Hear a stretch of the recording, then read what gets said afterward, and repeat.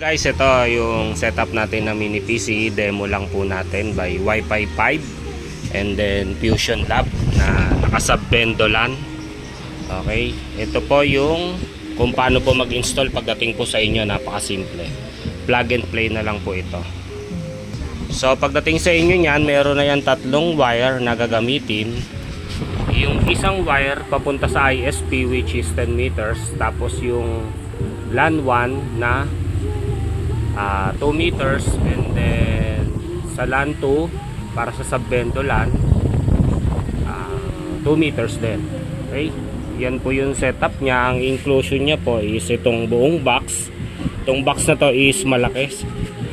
I think baka maglalaman to ng 15 to 20k siguro kung punong-puno or kung tanggal to. So yun po. And so yun po yung inclusion nya. May kasama na antena. Ang kagandahan po nito, pwede pa po kayo mag-extend ng antena. Like this antena po, compass, pwede po kayo mag-add nyan. Ito, or depende po sa inyo kung ano gusto nyo. Pwede rin ganito. So maglalagay lang po kayo dyan ng another LAN cable and then switch hub para masalpakan nyo po siya ng mga antena. Okay? So yun po, pagdating po sa inyo, ganito lang po siya. Yung LAN 1, rekta lang po natin siya dito, LAN 1 dito papuntang board. So kung ito yung LAN 1 mo, dito po ang kartong yan, board, which is yung mini PC. And then ito naman, pwede ito sa 2 and 3. Ang purpose po nito is kapag may noise, bali para hindi po siya madi-disconnect. Kasi bukod sa naka-bind na siya sa True ASP, so pagka medyo may noise kasi mawawala yung ano nito, yung binding niya. Bali nakasuporta po si sub-bendo LAN. Okay? Ito po ay nakakonect naman sa 2 or 3. And then yung isa naman, yung number 4 is ISP.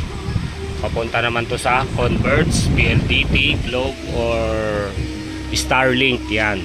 Okay? Sa yung isa namang LAN na bakante nyo, pwede ko po kayo maglagay ng switch hub dyan or another AP or access point. So yun po. So yun naman po, try natin kung bali naka ano na po siya ha, dual band 2G tsaka 4G.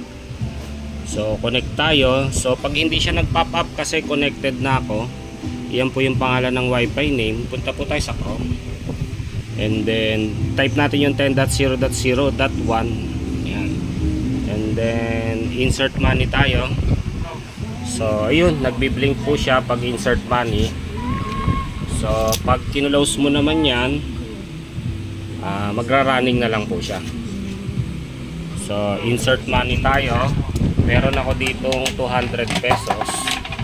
So try natin ang mabilis na paghuhulog. Pero I think hindi ito masyado advisable kasi pag masyado mabilis ang paghuhulog, nagkukulang ng piso. So mas maganda siguro na hintayin nyo muna mag-credit bago nyo sundan.